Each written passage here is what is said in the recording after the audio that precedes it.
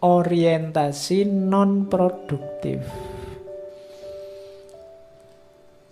Ayo dicermati, yang pertama adalah non-produktif itu adalah orang yang punya karakter reseptif.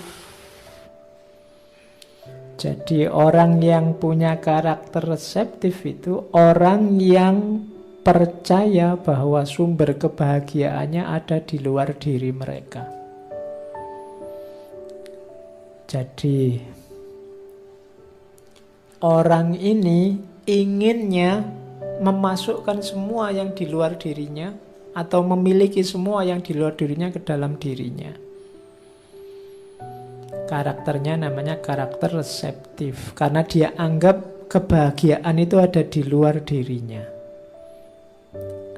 Ada yang ekstrim, ada yang moderat. Kalau yang ekstrim itu biasanya terlalu patuh atau terlalu memaksa. Ini bentuk ekstrimnya. Terlalu patuh itu berarti ikut saja yang di luar dirinya karena dia merasa bahwa kebahagiaannya ada di luar dirinya. Atau memaksa. Memaksa itu yang di luar dirinya dipaksa ikut dirinya. Karena dia ingin bahagia dari luar dirinya. Itu namanya karakter penerima. Ini karakter yang tidak sehat. Kamu tidak akan ketemu kebahagiaan dengan jalan ini. Kenapa? Karena tergantung yang di luar dirimu. Kamu bahagia ketika followermu banyak. Itu juga bahaya. Mau follower sekarang bisa dibeli. Nanti kamu sumpek orang lain punya follower lebih banyak lagi. Wah, kok aku kalah? Padahal yang lain cuma beli.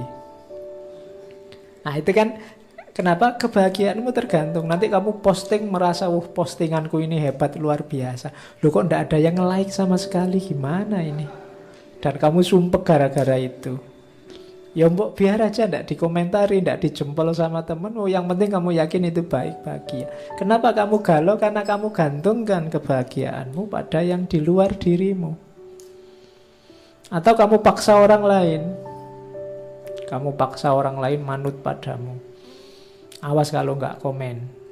Alah kamu bilang suka padaku tapi tidak pernah jempol, tidak pernah komen. Nah, terus kamu paksa. Nggak. Jadi itu kamu gantungkan kebahagiaanmu di luar dirimu, maka kamu susah untuk bahagia. Ya ada level moderatnya. Level moderatnya itu biasanya orang yang ya sudahlah, memang kenyataannya begitu, diterima saja. Itu menunjukkan kamu sudah menyerah. Aslinya tidak bahagia sih. Orang ngalah itu kan aslinya kan tidak bahagia. Jadi ya ngalah sajalah. Nah itu kan aslinya dia ingin lebih dari itu, tapi situasinya begitu, dia terima begitu saja. Kesalahannya di mana? Dia menggantungkan kebahagiaannya di luar dirinya. Kalau dia tidak menggantungkan di luar dirinya, tidak perlu ada rasa, aku ini sedang ngalah loh. Nggak ada rasa begitu. Jadi ini karakter non-produktif. Katanya Erich Fromm, kebanyakan karakter ini biasanya periang, bersahabat. Tapi begitu ada masalah sulit, mereka jadi putus asa. Dia tidak mandiri. Karena selama ini selalu tergantung pada yang di luar dirinya. Terus yang kedua, eksploitatif. Kalau yang eksploitatif ini agak mirip dengan reseptif tadi, tapi lebih dari itu.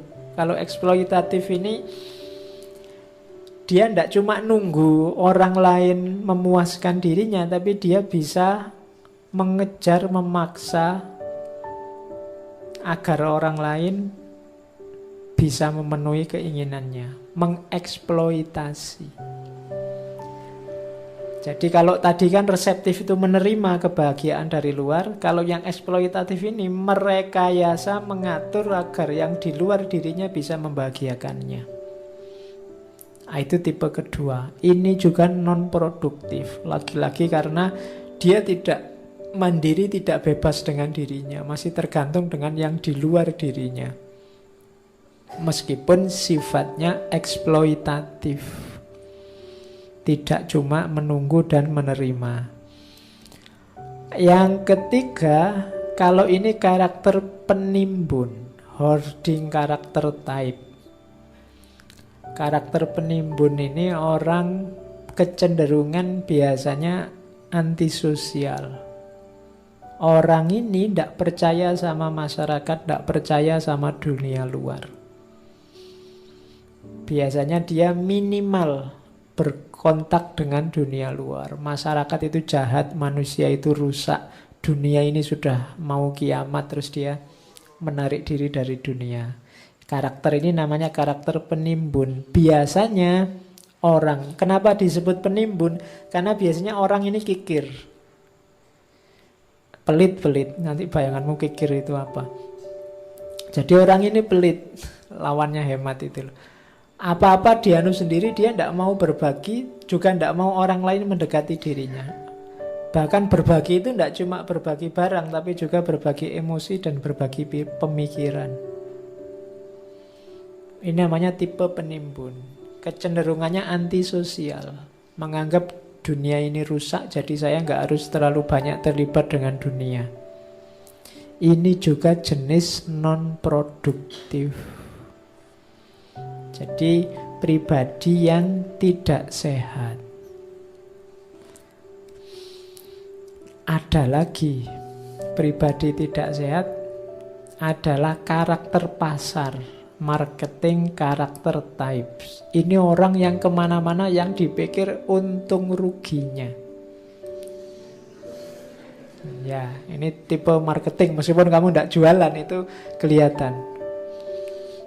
Jadi mau sih saya ngaji, tapi kira-kira dapat apa ya dari sana? Itu untung ruginya. Jalan-jalan loh, jalan-jalan nanti capek, tapi untungnya apa kira-kira? Pokoknya apa-apa diukur dia dapat apa, untung apa. Itu namanya tipe marketing. Jadi karakternya karakter pasar.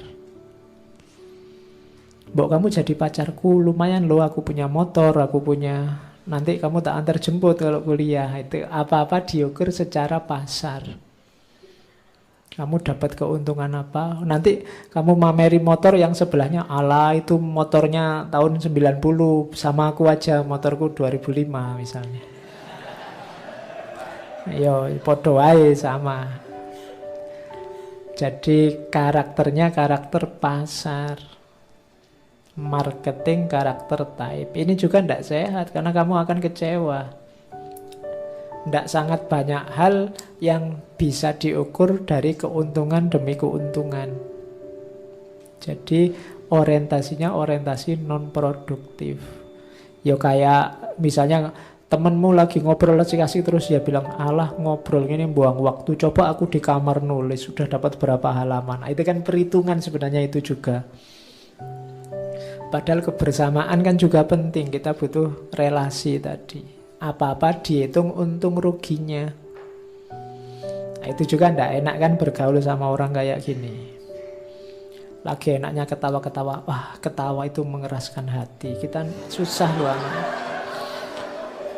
Oke, ya mbok besok aja nasihatnya. Wong ini sedang bergurau, seneng-seneng membangun eksistensi. Jadi tidak dicari untung ruginya saja. Kalau orang mikir untung ruginya saja, ya nanti dia sumpek sendiri. Nanti banyak kebutuhan eksistensial tadi yang tidak terpenuhi. Oke, nah kalau ini yang parah. Ya, yang tadi yang saya sebut di awal non produktif itu masih mending, cuma kurang sehat saja. Kalau ini gangguan kepribadian parah. Yang pertama apa? Nekrofilia. Nekrofilia itu cinta kematian. Itu kalau kalian baca teorinya Freud, itu definisinya lebih lagi. Jadi lebih ngeri lagi. Biasanya kalau orang punya kelainan seksual ingin berhubungan dengan mayat, itu namanya nekrofilia. Cuma Erich Fromm mendefinisikannya ndak cuma itu. Jadi nekrofilia itu katanya Erich Fromm orang yang tertarik pada kematian. Tingkah lakunya apa? Merusak, destruktif, benci kemanusiaan, rasis, suka pertumpahan darah, penyiksaan, kehancuran, teror. Jadi ada gangguan jiwa semacam ini katanya Erich Fromm. Makanya kamu kemarin kan bingung kok ada ya orang bunuh diri, ngebom sekalian sama keluarganya. Ada gangguan jiwanya katanya Erich Fromm, namanya nekrofilia. Kok ada ya orang lebih suka kerusakan? Dia tahu lo itu kebohongan, dia tahu itu lo nanti menghancurkan persatuan, tapi kok masih diterjang saja. Ada penyakit jiwanya memang. Kamu kan sering, kok ndak masuk akal sih, kok ndak rasional sih? Ya memang ndak rasional. Karena memang jiwanya sedang sakit. Ada orang yang lebih suka pertumpahan darah, lebih suka kekerasan. Dia benci kemanusiaan. Itu penyakitnya, namanya nekrofilia. Butuh psikiater. Ada yang tidak beres dengan jiwanya.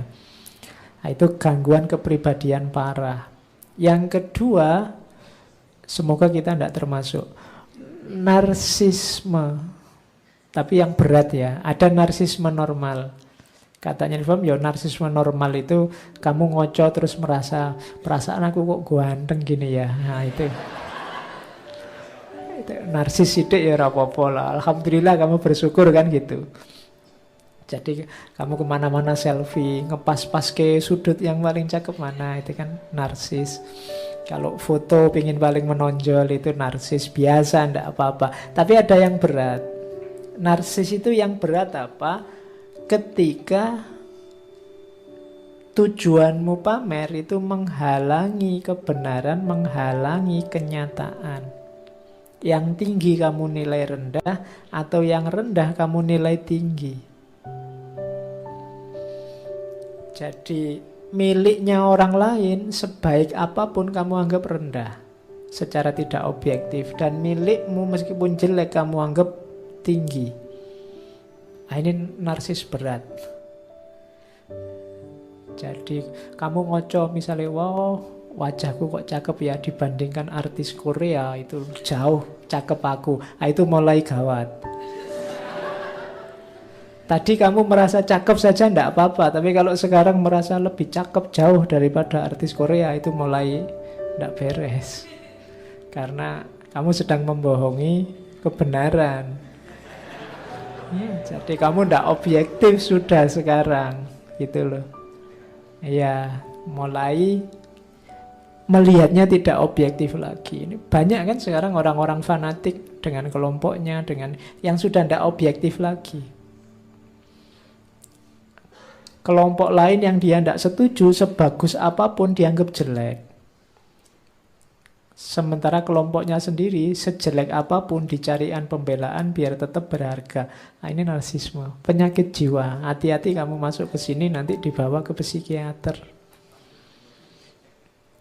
Karena susah. Orang yang tidak bisa membedakan level-level kualitas ini lebih baik dari ini, itu kan dalam hidupnya nanti susah. Tidak bisa membedakan mana baik, mana buruk, mana benar, mana salah. Kalau sekedar mengagumi dirimu, membanggakan milikmu, tidak masalah. Tapi tetap harus objektif.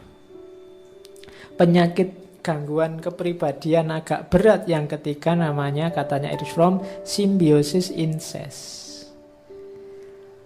Ketergantungan ekstrim pada, kalau masa kecil pada ibu, atau ketika besar pengganti ibu. Ini hati-hati sampai orang kehilangan jati dirinya. Ini namanya simbiosis incest. Kalian hati-hati jangan sampai, boleh kok kamu punya idola, boleh mengikuti tokoh yang kamu idolakan, tapi jangan sampai ketergantungan dan membuat dirimu lenyap. Kan banyak itu kan cerita-cerita sampai operasi plastik biar persis kayak idolanya, sampai macam-macam yang dilakukan. Itu ada penyakit-penyakit jiwa biasanya. Maka ini 3 hal yang agak berat, tidak sekedar non produktif.